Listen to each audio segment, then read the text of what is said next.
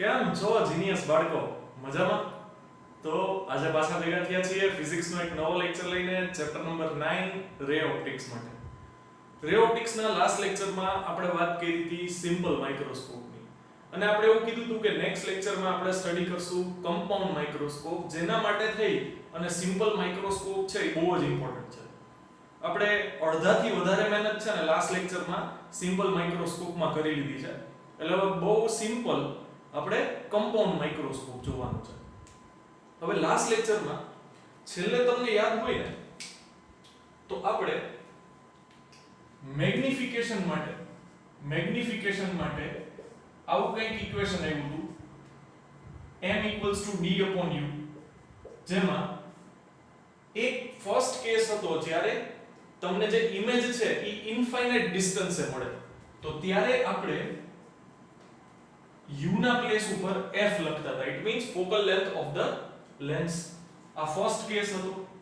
અને second case હતો, એમાં પણ સેમ જ પ્રોસેસ થતી હતી, બટ એમાં આ મેગ્નિફિકેશન આવું કંઈક મળતું હતું. તમને યાદ છે? આ d upon 1/f ના પ્લેસ ઉપર તમે શું લખતા હતા? તો કે 1/f ના પ્લેસ ઉપર આપણે લખતા હતા આ કેસમાં d/f + 1. એટલે આ બ્રેકેટ ઓપન કરી d મલ્ટીપ્લાય કરતા હતા અંદર આપણે, બરોબર? d/f + d આવું, અહીંયા d/f + d/d આવતું હતું, એટલે d કેન્સલ થતું હતું, તો તમને આન્સર મળતો હતો d/f + 1. ઇટ મીન્સ આ કેસમાં જેટલું મેગ્નિફિકેશન મળે છે આમાં એના કરતા +1 મેગ્નિફિકેશન મળશે. when image is formed at infinity, when image is formed at near point, તો આ કેસમાં આંખ ઉપર સ્ટ્રેસ સૌથી વધારે પડશે, આમાં આંખ સૌથી વધારે રિલેક્સ હશે. આ લાસ્ટ લેક્ચરમાં આપણે ડિસ્કસ કર્યું હતું, બધાને યાદ જ હશે, બરોબર? તો બસ આ ખાલી એક વસ્તુ યાદ રાખજો, બાકી આપણા માટે બહુ ઈઝી છે આ વસ્તુ. હવે આમાં શું થાય છે ખબર છે? સપોઝ કે આ છે આપણું નિયર પોઈન્ટ છે 25 સેન્ટીમીટર, એના માટે તો ડિસ્ટન્સ ફિક્સ છે. સ્મોલ f છે ઈ છે focal length of the lens used, બરોબર? હવે આમાં થશે શું? તો કે જેમ તમે ફોકલ લેન્થ ની વેલ્યુ ડાઉન કરશો એમ તમને મેગ્નિફિકેશન ગ્રેટર મળશે, બીકોઝ d ને તો તમે ચેન્જ જ નહીં કરી શકો. તો ફોકલ લેન્થ છે એને તમે પોસિબલ હોય એટલી રિડ્યુસ કરો. હવે સપોઝ કે 25 સેન્ટીમીટર ફિક્સ છે અને અહીંયા તમે સપોઝ કે 12.5 સેન્ટીમીટર ની ફોકલ લેન્થ નો લેન્સ યુઝ કરો, તો શું થાય? મેગ્નિફિકેશન 2 મળે. 25 / 12.5. ઇટ મીન્સ જેટલો ઓબ્જેક્ટ હોય એના કરતા એની 2 ટાઈમ્સ સાઈઝ થાય. હજી ડિક્રીઝ કરો તો મેગ્નિફિકેશન હજી ઇન્ક્રીઝ થાય. બટ એટલું બધું મેગ્નિફાઈ થઈને આમાં તમને સિમ્પલ માઇક્રોસ્કોપમાં મળશે નહીં આન્સર. આપણે ઘણી વખત એવી વસ્તુ હોય, આપણે માઇક્રો ઓર્ગેનિઝમને કે સ્ટડી કરવા હોય તો આપણે ખાલી 20 ટાઈમ્સ 40 ટાઈમ્સ એને ઇન્ક્રીઝ કરીએ એની સાઈઝ, બરોબર? મેગ્નિફાઈ કરીએ તો પણ ઓબ્જેક્ટ ના દેખાય. આપણે એને 200 300 500 ટાઈમ્સ ઇન્ક્રીઝ કરવા પડે, એનલાર્જ કરવા પડે. તો એના માટે થઈને તમે સિંગલ લેન્સનો યુઝ ના કરી શકો. ઇટ મીન્સ સિમ્પલ માઇક્રોસ્કોપ ત્યાં ઇફેક્ટિવ નથી. સિમ્પલ માઇક્રોસ્કોપ એટલે તમારો મેગ્નિફાઈ રીડિંગ ગ્લાસ હોય ને, બરોબર? સોરી, રીડિંગ ગ્લાસ નહીં પણ મેગ્નિફાઇંગ ગ્લાસ હોય ને, બરોબર? એના જેવું થશે. તો ઈ તમને બહુ કોમ્પ્લેક્સ કેલ્ક્યુલેશનમાં કે કોમ્પ્લેક્સ ઓબ્ઝર્વેશનમાં કામ લાગશે નહીં.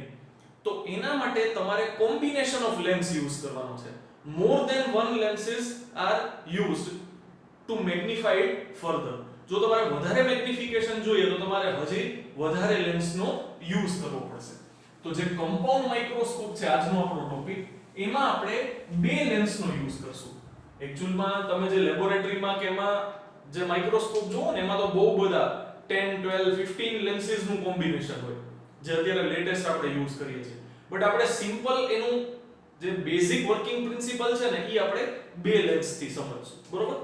તો એમાં બે કોન્વેક્સ લેન્સનો યુઝ થશે અને એ બે કોન્વેક્સ લેન્સને એ રીતે એડજસ્ટ કરવામાં આવે કે જેથી એ બેની જે આ પ્રિન્સિપલ એક્સિસ છે, મેજર એક્સિસ, એ કોમન આવે, બરોબર? તો અહીંયા આપણે ફર્સ્ટ લેન્સને રાખશું અને અહીંયા આપણે સેકન્ડ લેન્સને એડજસ્ટ કરશું. હવે તમે જોઈ શકો છો એમ કે બેની જે મેઇન એક્સિસ છે, પ્રિન્સિપલ એક્સિસ, એ કેવી છે? કોમન છે. ઇટ મીન્સ કોઇન્સાઇડ થાય છે એકબીજા પર.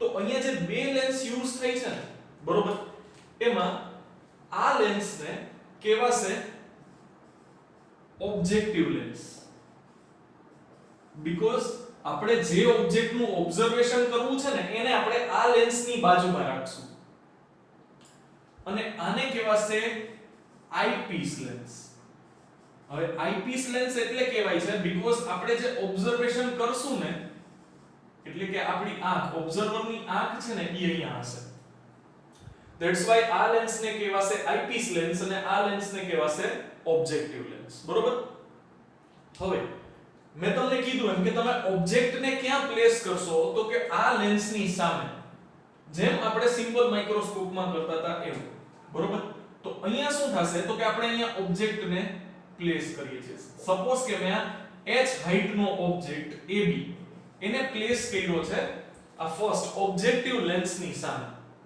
હવે આમાંથી આપણે શું કરીએ તો કે બે લાઇટ રે ને ઓબ્ઝર્વ કરીએ ફર્સ્ટ લાઇટ રે કયું તો જે આ લેન્સના ઓપ્ટિકલ સેન્ટરમાંથી પાસ થાય છે ઇટ મીન્સ ઈ તો સીધું પાસ થઈ જશે વિધાઉટ એની ડેવિએશન સેકન્ડ લાઇટ રે છે ઈ હું parallel to the principal axis pass કરું તો ઈ રિફ્રેક્ટ થઈને લેન્સમાંથી રિફ્રેક્ટ થઈ અને ક્યાંથી પાસ થશે તો કે આ લેન્સના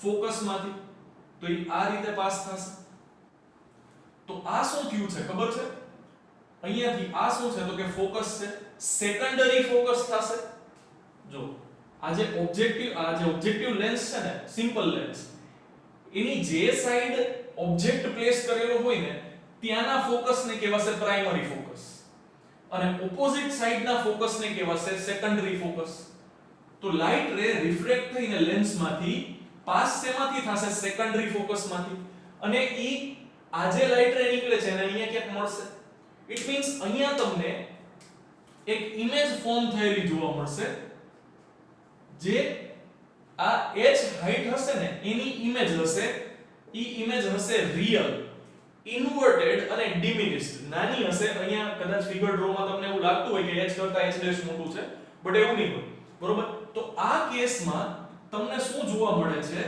તો કે h ની ઇમેજ જોવા મળે છે હવે લાઇટ રે શેમાંથી પાસ થયા a માંથી તો અહીંયા જે એન્ડ એનો ફોર્મ થશે એ હશે a ડેશ ને અહીંયા હશે b ડેશ और टेक्स्ट बुक માં જે રીતે આપણે ઓલમોસ્ટ ટેક્સ્ટ બુક ને જ ફોલો કરવાની છે એટલે આપણે ટેક્સ્ટ બુક માં જે પ્રમાણે નામ આપ્યા છે એ જ રીતે એને ફોલો કરશું બરોબર અહીંયા એને નામ આપ્યું છે B1 આ જે ડિસ્ટન્સ છે આ ડિસ્ટન્સ ને આપણે નામ આપીએ છીએ UO અત્યારે આપણે ઓબ્જેક્ટ ને કોની સામે પ્લેસ કર્યો છે તો કે ઓબ્જેક્ટિવ લેન્સ ની સામે પ્લેસ કર્યો છે એટલે આપણે આને UO O for objective For objective lens, object distance is UO.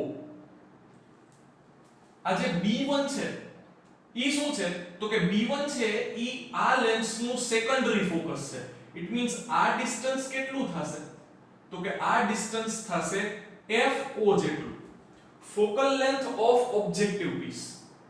Focal length of objective piece એટલું ડિસ્ટન્સ આ થશે.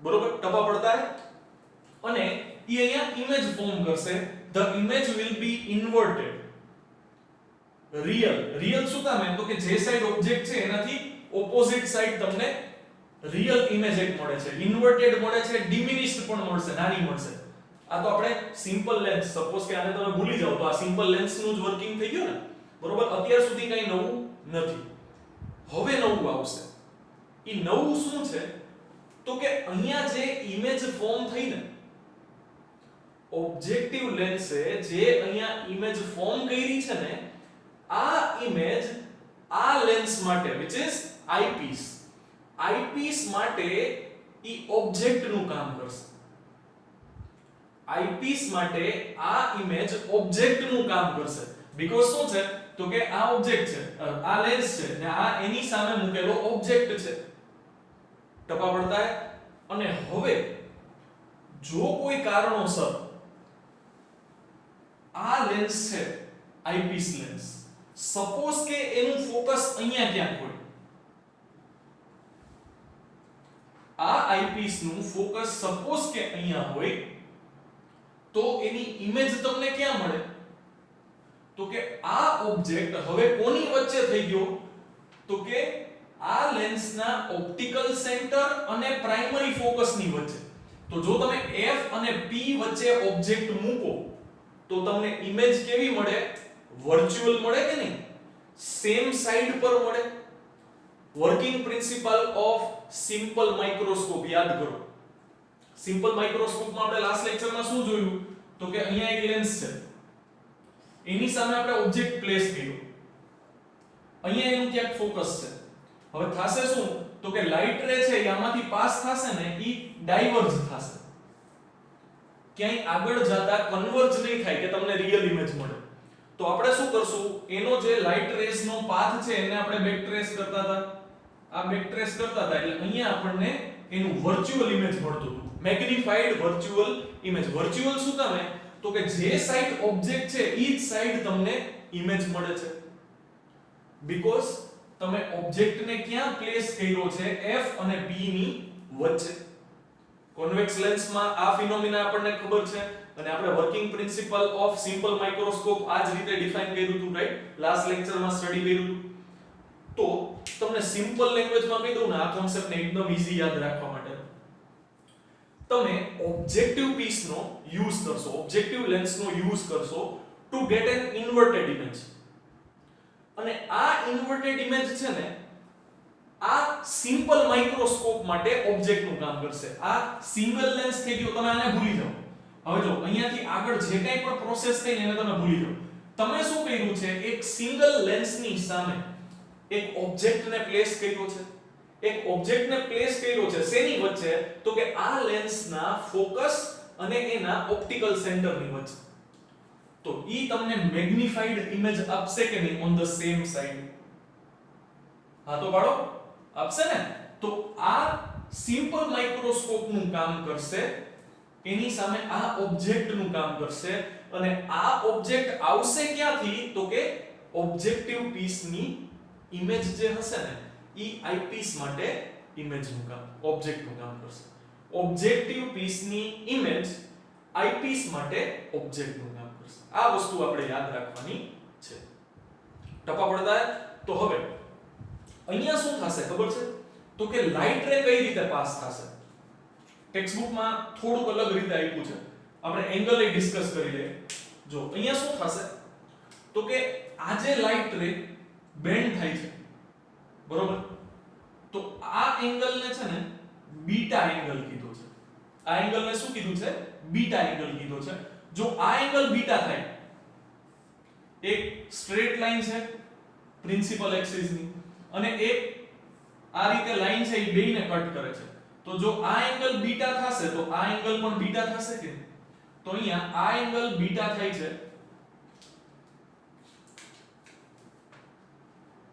તો આ એંગલ પણ શું થશે? બીટા થશે. આ એક વસ્તુ આપણે અત્યારે મગજમાં રાખવાની છે થોડાક ટાઈમ માટે.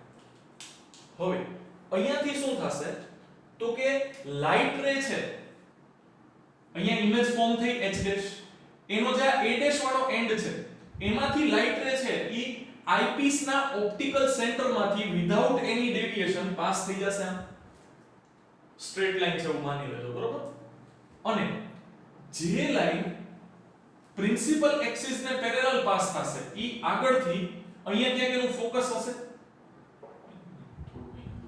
બરોબર? એમાંથી પાસ થઈ જશે. આ કાઢી નાખું છું, બરોબર? તમને સમજાય થયું હશે. આને આઈપીસ કહેવાશે બીકોઝ આપણે આપણી આંખ ત્યાં રાખીએ છીએ, અને આને ઓબ્જેક્ટિવ પીસ કહેવાશે, ઓબ્જેક્ટિવ લેન્સ કહેવાશે બીકોઝ આપણે ઓબ્જેક્ટને ઈ લેન્સની નજીક રાખીએ છીએ, બરોબર? તો અહીંયા થાશે શું? તો કે તમે જુઓ છો એમ કે લાઇટ રેસ છે ને એ આગળ જઈને ક્યાંય મળતા નથી, કન્વર્જ નથી થતા, ડાયવર્જ થાય છે. ઇટ મીન્સ આ સાઈડ ઉપર તમને ઇમેજ મળશે નહીં. તો આપણે શું કરવું પડે? તો કે ઈ જે લાઇટ રેસ છે ને એને આપણે બેક ટ્રેસ કરવા પડે. સ્ટ્રેટ લાઈન છે એવું માની લેજો, બરોબર?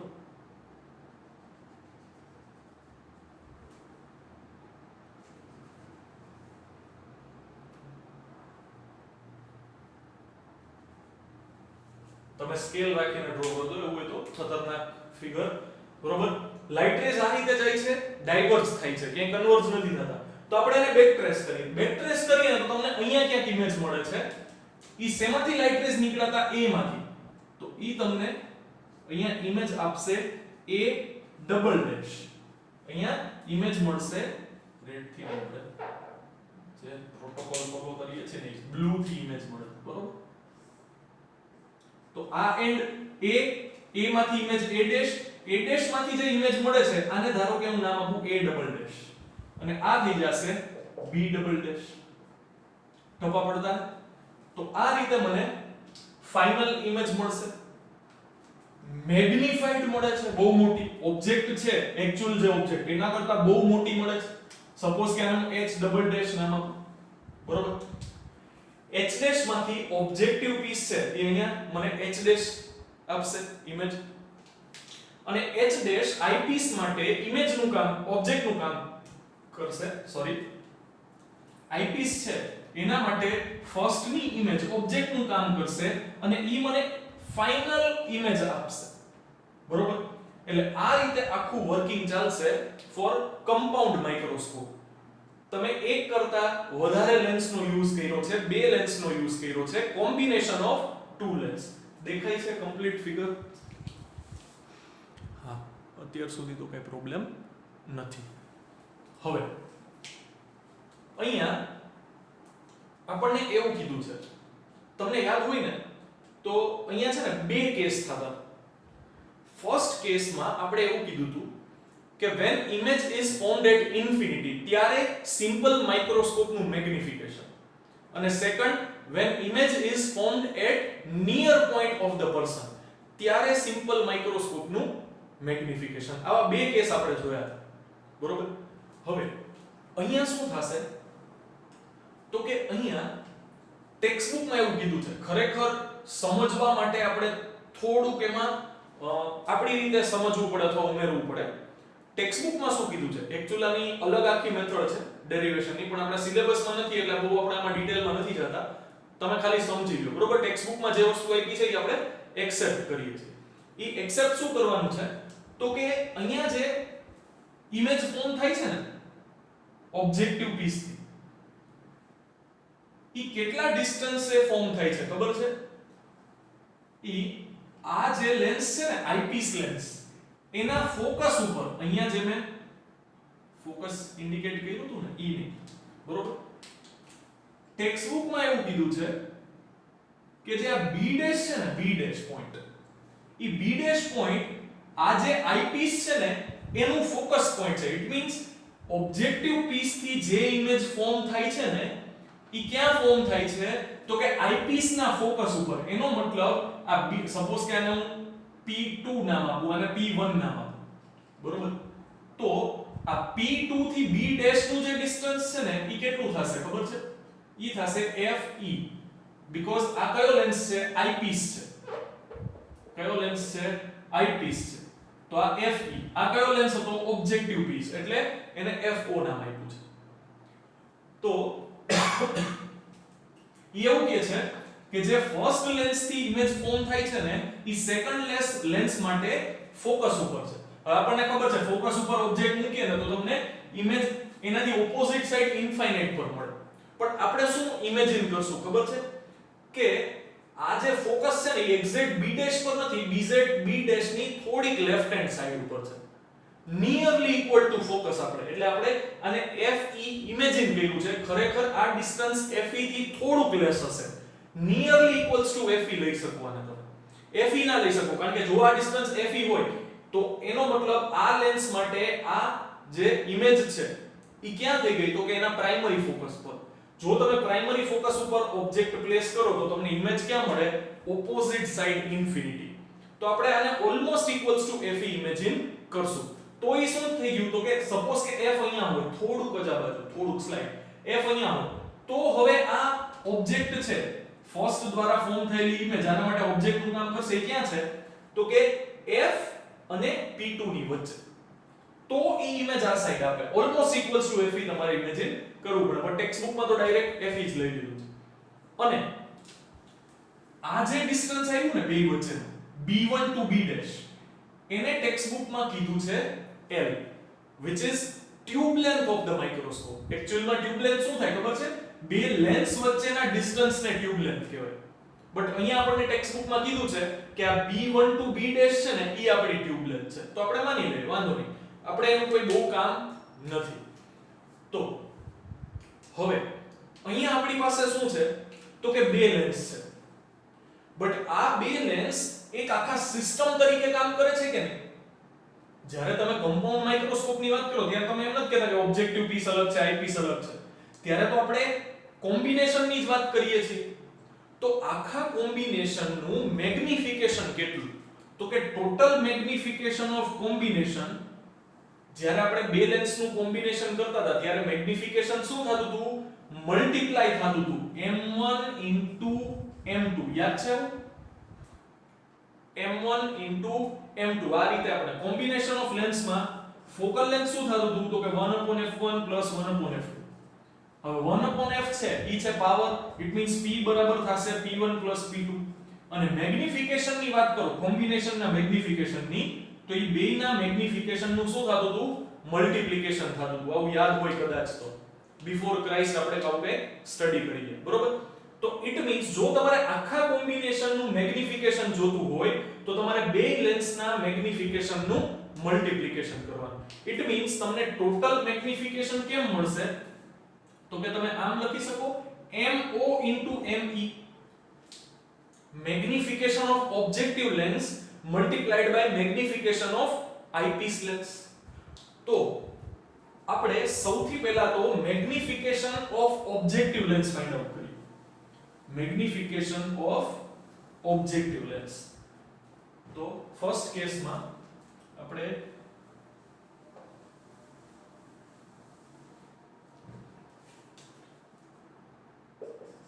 magnification, just a moment.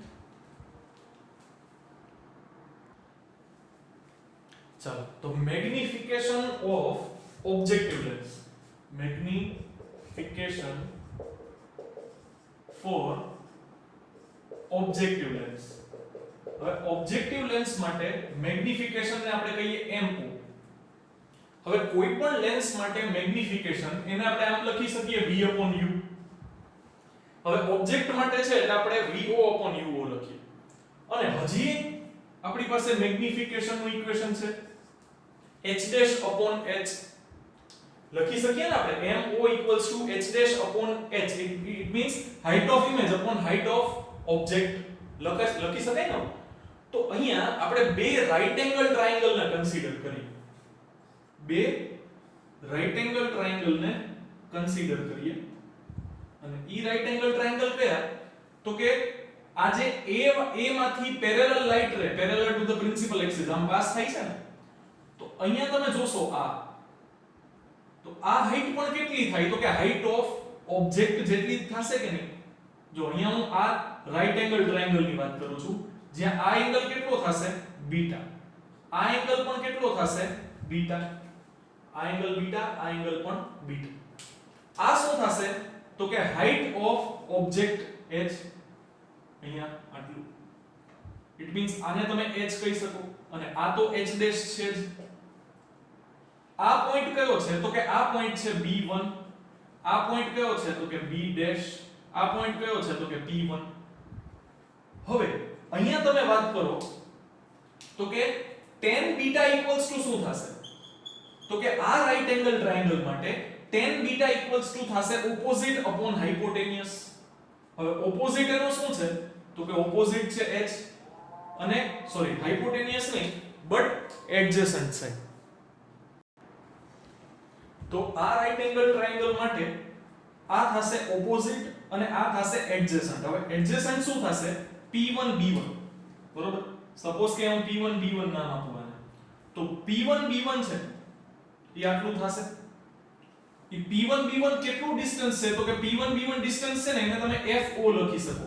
તો અહીંયા આ લેન્થ છે ઈ FO થશે. હું એને FO જ લખું છું. બરોબર? એક સ્ટેપ તમે વધારી શકો ત્યાં P1 B1 લખીને પછી FO લખો. હું એવું નથી કરતો. અને સેકન્ડ ટ્રાયેંગલ ની તમે વાત કરો તો સેકન્ડ ટ્રાયેંગલ માટે પણ આ એંગલ બીટા છે.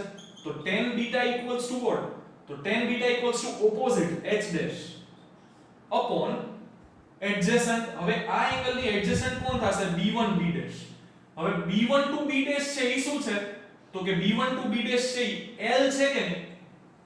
where l is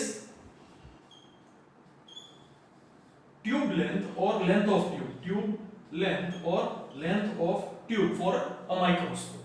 બરોબર? તો આ થશે b1 b ડેશ. તો b1 ટુ b ડેશ ઈ લેન્થ ને આપણે કેટલું કીધું? તો કે l કીધું છે. હવે બે ઇક્વલ છે tan બીટા. તો તમે બેને કમ્પેર કરો તો આ થશે h fo equals to h dash upon l. હવે મેગ્નિફિકેશન છે ઈ આપણે કઈ રીતે લખીએ છીએ? તો કે h dash upon h લખીએ છીએ ને. આપણે કયા લેન્સ ની? જો અત્યારે જે આપણે અહીંયા સુધી જ પહોંચ્યા છીએ b dash a dash સુધી. ઇટ મીન્સ અત્યારે ખાલી આપણે ઓબ્જેક્ટ ની જ વાત કરીએ છીએ, ઓબ્જેક્ટિવ લેન્સ ની. જે ઇમેજ છે એની ઓબ્જેક્ટ છે એની ઇમેજ ફોર્મ થાય છે ત્યાં સુધી. હવે આપણે આગળ જાશું, અત્યાર સુધી ગયા નથી. તો અહીંયા આ થશે h dash upon h. તો આ l છે અહીંયા આવી જશે. તો આ થઈ જશે l upon fo. તો આ તમને શું મળ્યું છે? તો કે મેગ્નિફિકેશન ઓફ ઓબ્જેક્ટિવ પીસ. આ તમને શું મળ્યું? Magnification for objective piece l upon fo. તો અહીંયા હું ડાયરેક્ટ લખી નાખું. magnification of objective piece equals to L upon FO. હવે જો તમારે total magnification of combination of these two lenses, it means magnification for compound microscope find out કરવું હોય તો magnification for compound microscope કઈ રીતે મળે? તો કે એના માટે થઈને તમારે બે લેન્સના magnification નું મલ્ટીપ્લિકેશન કરવું પડે. તો એમાં તમને યાદ હોય ને તો આપણે હમણાં જ કીધું કે સેકન્ડ લેન્સ છે ઈ સેકન્ડ લેન્સ આઈપીસ છે ઈ કોના તરીકે બિહેવ કરશે? તો કે ઈ સિમ્પલ માઇક્રોસ્કોપ છે.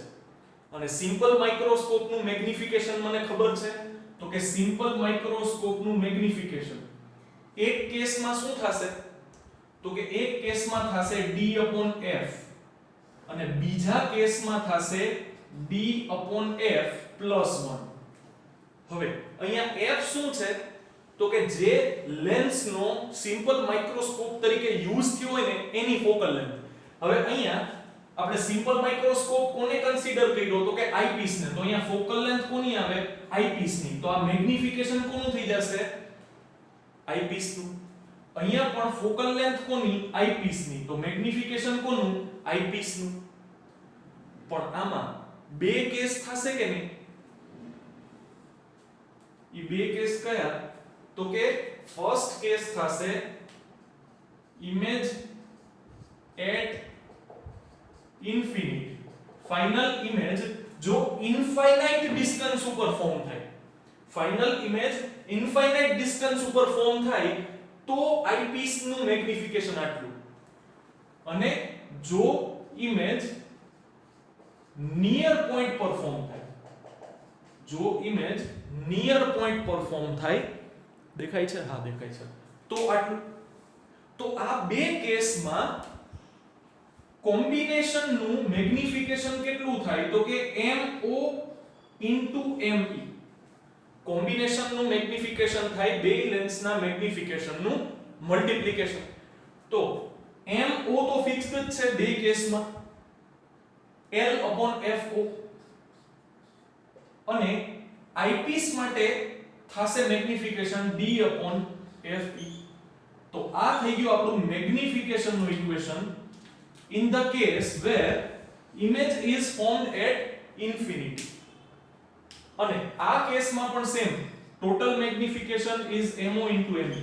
હવે MO તો બે કેસમાં સેમ છે, L/FO, L/FO.